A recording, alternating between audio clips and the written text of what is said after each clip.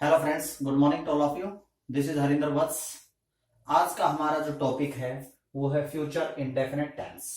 किसी भी future action के बारे में जो बताएगा और क्या होगा, वो कार्य कैसा होगा। इंडेफिनिट का मतलब होता है अनिश्चित, तो वो क्या होता है, फ्यूचर इंडेफिनिट टेंस होता है।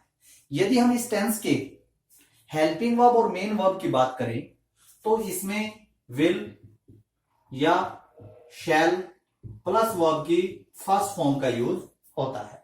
यदि हम इसके सेंटेंस स्ट्रक्चर की बात करें, सिंपल सेंटेंस का जो स्ट्रक्चर होता है subject plus will shell plus verb की फर्स्ट फॉर्म प्लस ऑब्जेक्ट। यदि इसके नेगेटिव सेंटेंस की बात करें, subject plus will shell plus not plus verb की फर्स्ट फॉर्म प्लस ऑब्जेक्ट। यदि हम इसके इंट्रोगेटिव सेंटेंस की बात करें और कैसा, क्लॉज एंडेड हेल्पिंग वर्ब से शुरू होने वाला, शैल प्लस सब्जेक्ट प्लस वर्ब की फर्स्ट फॉर्म प्लस ऑब्जेक्ट और क्वेश्चन मार्क। यदि ओपन एंडेड जो क्वेश्चन होता है उसकी बात करें, जो WH फैमिली वर्ड से शुरू होता है, WH family word plus helping verb will या shall plus subject plus verb की फर्स्ट फॉर्म प्लस ऑब्जेक्ट और क्वेश्चन मार्क। तो इस प्रकार से जो फ्यूचर इंडेफिनिट जो टेंस है उसके सेंटेंस स्ट्रक्चर का इस प्रकार से फॉर्मेट होगा। हम इस प्रकार से उनको यूज करेंगे। देखिए, हमारे सामने जो हेल्पिंग वर्ब इस टेंस में आई हैं वो है विल और शैल। हमें पता होना चाहिए कहां पर विल का यूज होता है, किस सब्जेक्ट के साथ, और कहां पर किस सब्जेक्ट के साथ शैल का यूज होता है। देखिए, यदि सब्जेक्ट आई और वी होगा तो सिंपल सेंटेंस में क्या होगा, शैल का यूज होगा। यदि हम इसके अलावा you, he, she, it, they, any name या कोई भी सिंगुलर या प्लूरल सब्जेक्ट हो उसके साथ हम क्या यूज करेंगे, हेल्पिंग वर्ब विल का यूज करेंगे। कई बार क्या होता है, आई और वी के साथ कुछ सर्कमस्टेंसेस होती हैं जहां पर आई और वी के साथ विल का यूज भी होता है। इसी प्रकार से इनके साथ किसका यूज होता है, शैल का यूज होता है, यानी इनका यूज उल्टा हो जाता है। आई और वी के साथ जनरल सेंस में फ्यूचर इंडेफिनिट टेंस में शैल का यूज होता है, लेकिन कई बार जो पर्टिकुलर सिचुएशन होती है वहां पर विल का यूज होता है। इसी प्रकार से इनके साथ नॉर्मल वे में विल का यूज होता है, लेकिन शैल का यूज भी इनके साथ हो जाता है। वो कंडीशन क्या होती है, जब कोई भी फिक्स्ड प्रोग्राम की बात हो या कोई कमांड दे रखी हो या कोई थ्रेट दे रखा हो या कोई प्रॉमिस दे रखा हो, तो उस सिचुएशन में ये क्या हो जाते हैं, इनका यूज उल्टा हो जाता है। यानी इनके साथ जहां पर इसका यूज होना चाहिए विल का, वहां पर शैल का यूज होता है।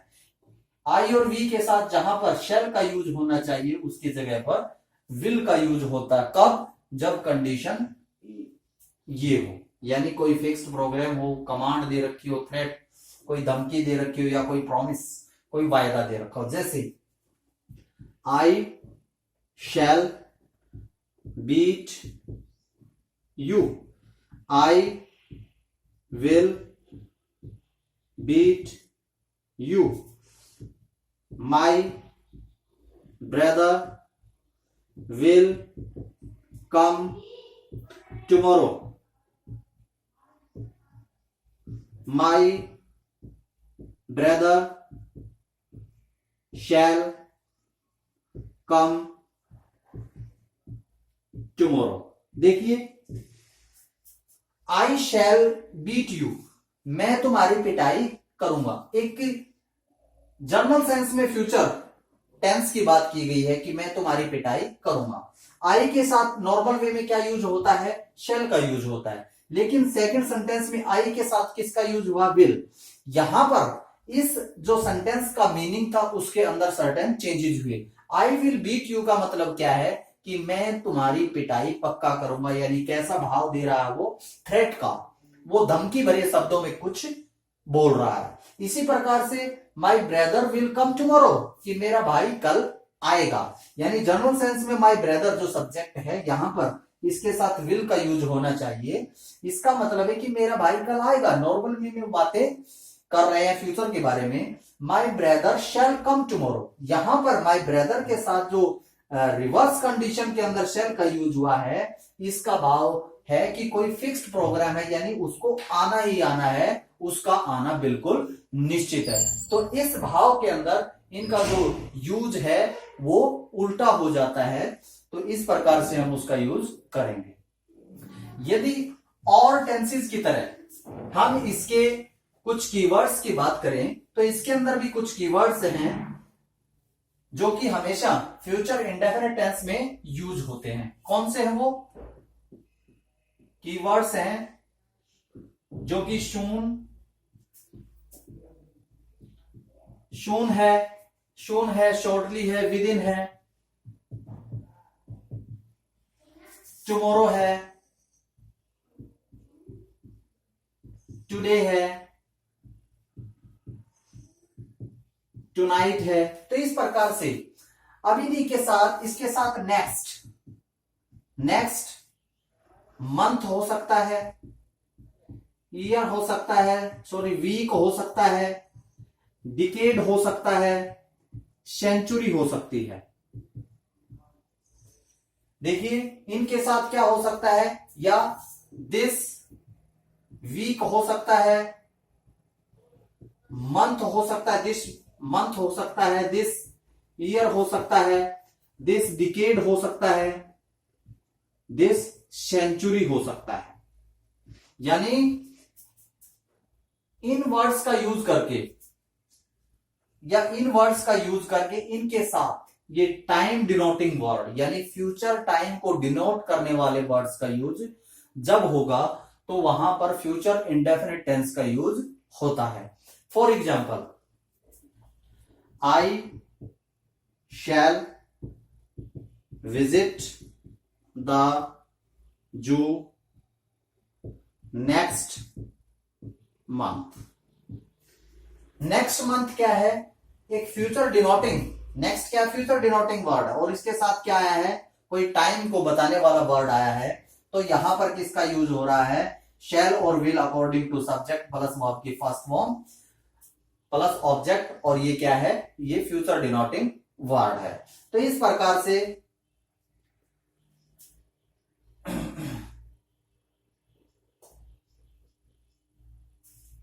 he will write a book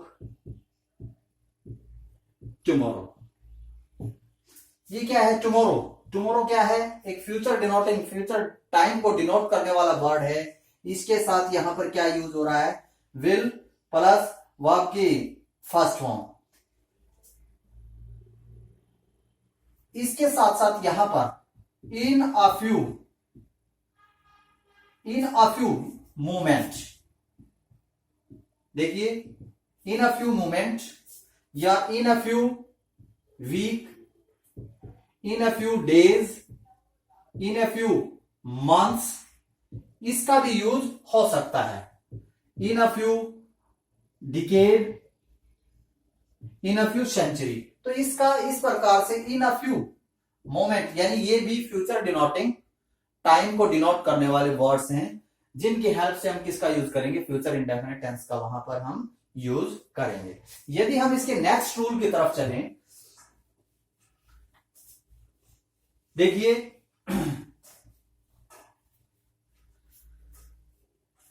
future indefinite जो टाइम है, फ्यूचर इंडेफिनिट जो टेंस है जिसके अंदर फ्यूचर एक्शन के बारे में बताया जाता है, फ्यूचर एक्शन को बताने के लिए क्या अबाउट टू का भी यूज हो सकता है।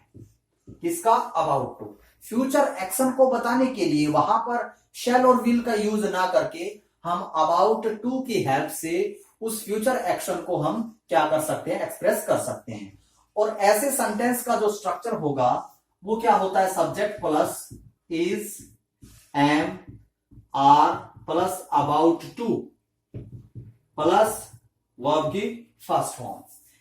इस स्ट्रक्चर से, इस सेंटेंस स्ट्रक्चर से हम प्रेजेंट एक्शन को हम एक्सप्रेस कर सकते हैं। जैसे the train is about to start, या the shop is about to close. देखिए इस सेंटेंस का मतलब क्या है, the train is about to start, कि ट्रेन स्टार्ट होने वाली है, यानी ये एक्शन नियर फ्यूचर में घटित होगा, यानी प्रेजेंट में इसके बारे में हम कुछ भी नहीं कह सकते, ये आने वाले टाइम में होगा, यानी फ्यूचर एक्शन को हम किसकी हेल्प से बता रहे हैं, अबाउट टू, और इसका जो स्ट्रक्चर होगा ये होगा। The shop is about to close, यानी दुकान अभी बंद नहीं हुई है, वो आने वाले कुछ समय में वो ये एक्शन होना है। तो इस प्रकार से इस फ्यूचर एक्शन को is am are plus about to से एक्सप्रेस किया जाता है। इससे नेक्स्ट यदि रूल की हम बात करें, कंडीशनल सेंटेंस, कंडीशनल सेंटेंस, देखिए हम ऑलरेडी इसके बारे में डिस्कस कर चुके हैं। कंडीशनल सेंटेंस में एक तो प्रिंसिपल क्लाउज होता है, एक सुबॉर्डिनेट क्लाउज होता है। देखिए एग्जाम्पल देता हूं पहले मैं, if I go to market I shall bring a gift for you. देखिए ये क्या है, ये सबॉर्डिनेट क्लाउज है, यानी ये क्लाउज इसके ऊपर डिपेंड करता है। ये क्या है, ये प्रिंसिपल क्लाउज है, ये अपने अर्थ को स्पष्ट अकेला कर सकता है। जब भी सबॉर्डिनेट क्लाउज में प्रेजेंट इंडेफिनिट टेंस, क्या प्रेजेंट इंडेफिनिट टेंस हो, यानी वर्ब की फर्स्ट फॉर्म या उसके साथ एस या ईएस का यूज होगा, तो प्रिंसिपल क्लाउज में क्या होता है, शैल या विल प्लस वर्ब की first form according to situation, situation के हिसाब से शैल और विल प्लस वर्ब की फर्स्ट फॉर्म का यूज होता है।